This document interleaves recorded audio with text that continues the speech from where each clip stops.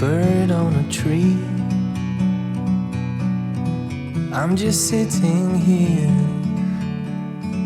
I got time. It's clear to see. From up here, the world seems small. We can sit together. It's so beautiful, you and me. We meant to be in the great outdoors, forever free.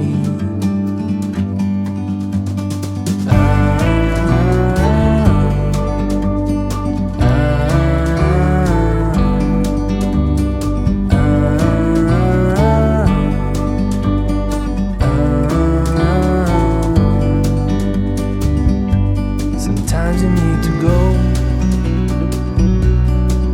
and take a step back to see the truth around you. From a distance you can tell.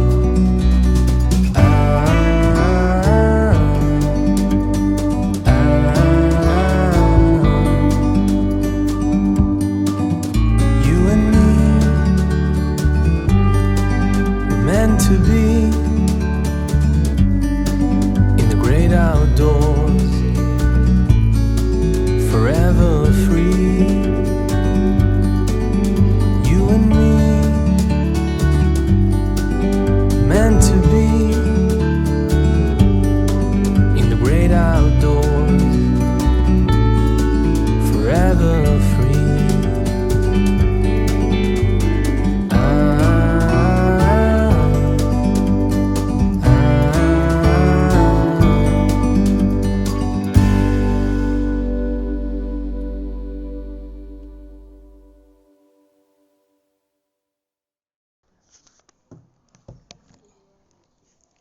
Baik, Om Swastiastu. Ampura Riki Ibu, Tiang sareng teman-teman meriki mau sedikit mewawancarai Ibu selaku kepala sekolah Ring SMA 1 Banjar Ibu. Nanti mungkin dalam prakteknya nanti kami akan bergiliran Ibu bertanya, mungkin 3 pertanyaan awal mungkin dari saya, nanti selanjutnya dari Ibu Uci, dan terakhir nanti dari Ibu Panca yang terakhir seperti itu. Kita mulai saja Ibu. Ibu di sekolah ini sudah berapa lama Ibu? Kalau boleh tahu. Mulai bertugas di sini. Terima kasih dulu sebelumnya Bapak Ibu. Jadi mulai bertugas saya di sini tanggal 1 Maret 2021. Kalau hitung itu hampir 3 tahun, kurang lebih 3 tahun. Selama Ibu menjadi kepala sekolah di SMA Negeri 1 Banjar, Ibu, apakah Ibu pernah mendapati atau mengidentifikasi kasus-kasus yang merupakan dilema ITK ataupun bujukan moral, Ibu?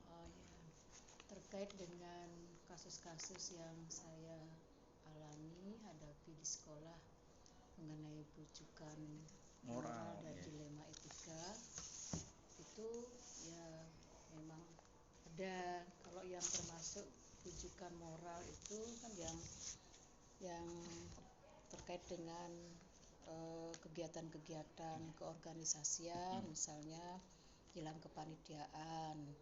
Nah, atau kadang-kadang dalam menangani siswa juga ada bujukan moral itu, di mana memang ada hal yang benar, ada hal yang keliru yang harus kita putuskan.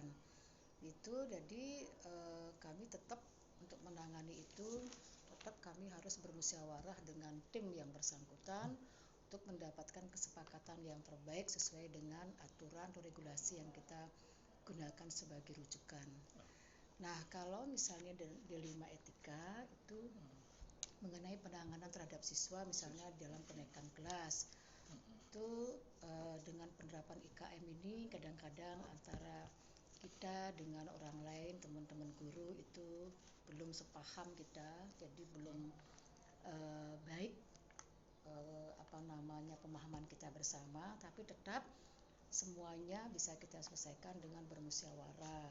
Misalnya dalam menentukan kenaikan kelas siswa, jadi apakah memang harus kita putuskan anak itu tertinggal, anak itu kita bantu, jadi semuanya itu tergantung dari cara menangani kita. Selama ini semua berjalan dengan baik, jadi semua permasalahan bisa kita selesaikan dengan humanis ya tentunya. Jadi nah seperti itu teman-teman kita di sini itu kondusif ya, jadi masih bisa kita ajak bermusyawarah untuk mendapatkan petunjuk yang terbaik di dalam menentukan nasib siswa. Nah, Baik, Bu. Ada lagi kalau ini? ada misalnya kita menangani guru nih, Nggih. ada guru yang notabene-nya ya tanda kutip mungkin agak sering meninggalkan kelas ya, tentu di sana saya harus memberikan satu strategi ya seperti pendekatan secara pribadi, tapi tetap saya selalu menghargai daripada kesulitan-kesulitan teman, terutama teman-teman yang honor itu kadang-kadang kan dia pendapatannya di sekolah itu tidak mencukupi, jadi beliau-beliau itu harus mencari tambahan di luar.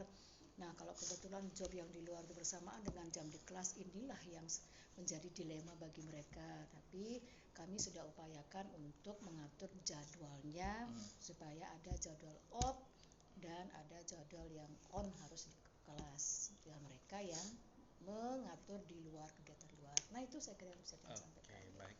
Terima kasih Ibu atas tanggapannya untuk pertanyaan yang pertama.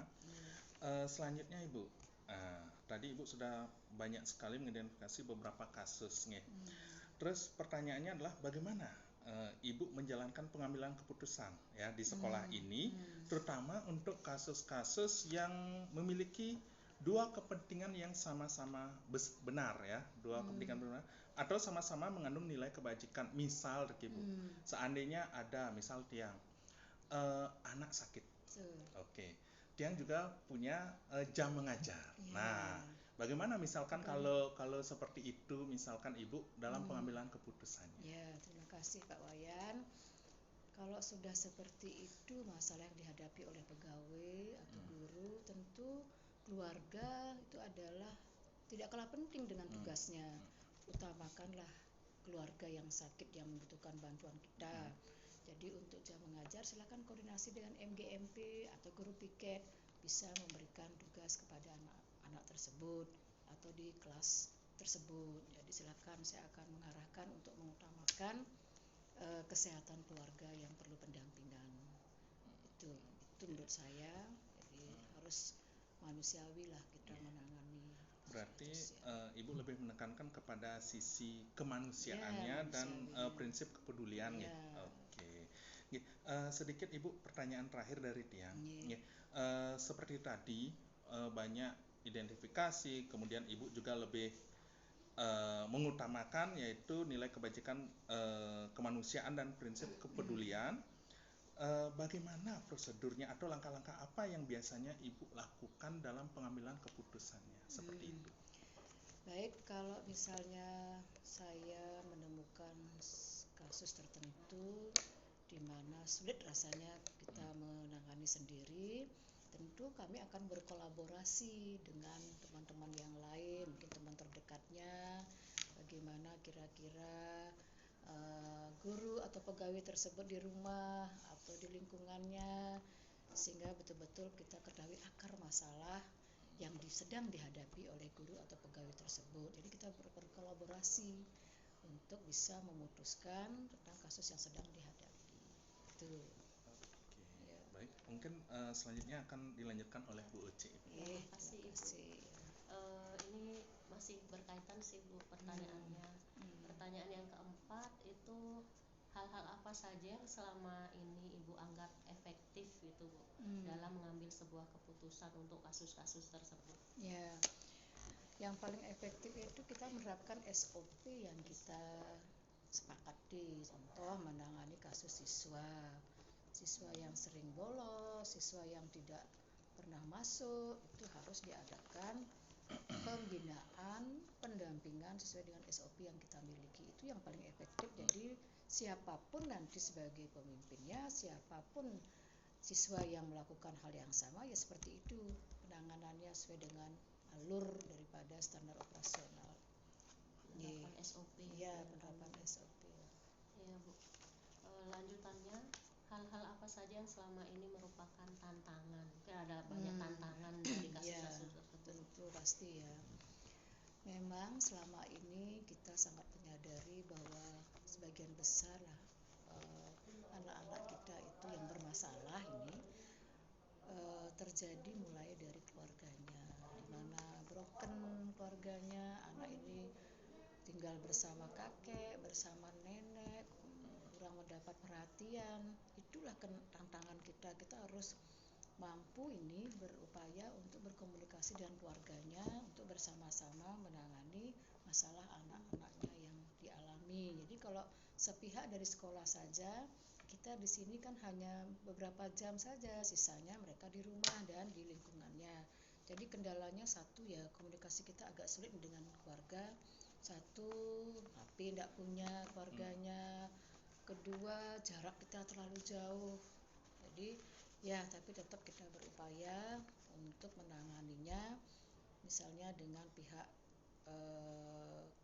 lingkungan, ketua lingkungannya kita berkomunikasi.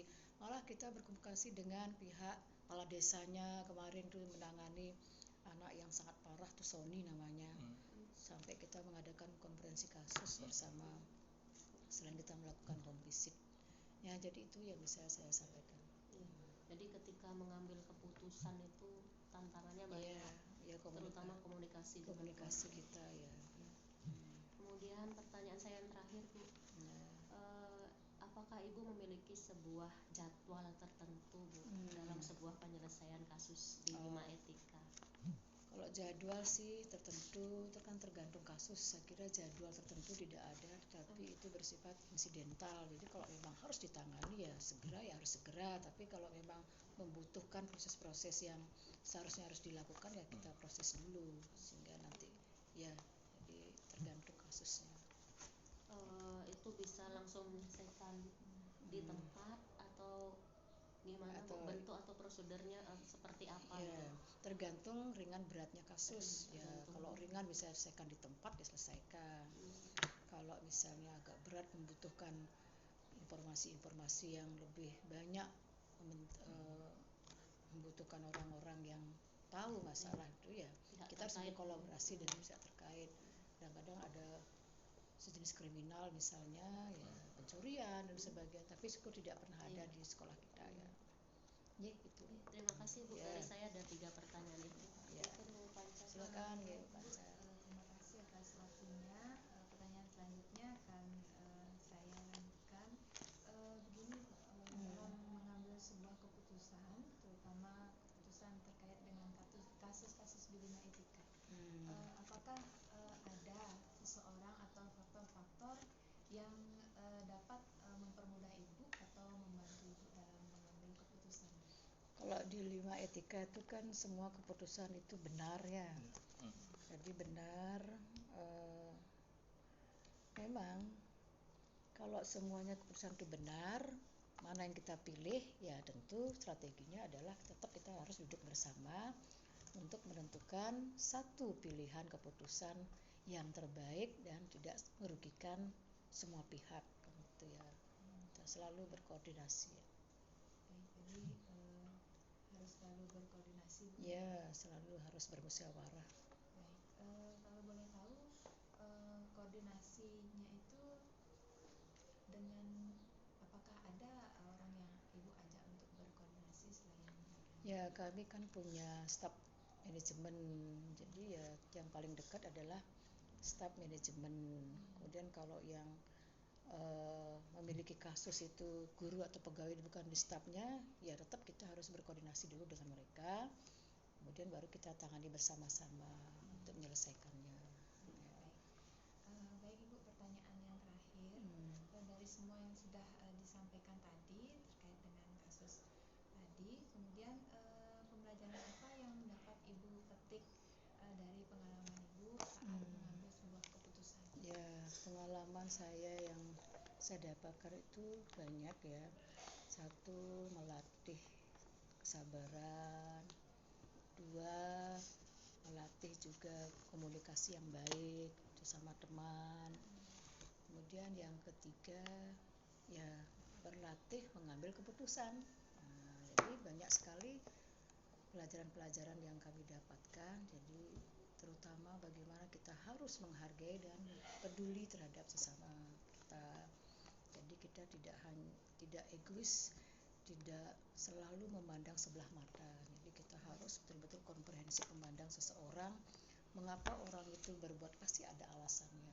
Jadi kita di situ harus belajar kesabaran, belajar seperti agama fatwa masih. Jadi apa yang dirasakan orang lain kita harus bisa merasakannya. Sepanjang tugas-tugas mereka itu bisa diatur sedemikian rupa, kita pasti akan memberikan satu kebijakan kepada teman-teman terkait dengan masalah yang dihadapi. Itu ya. Ada lagi? Cukup.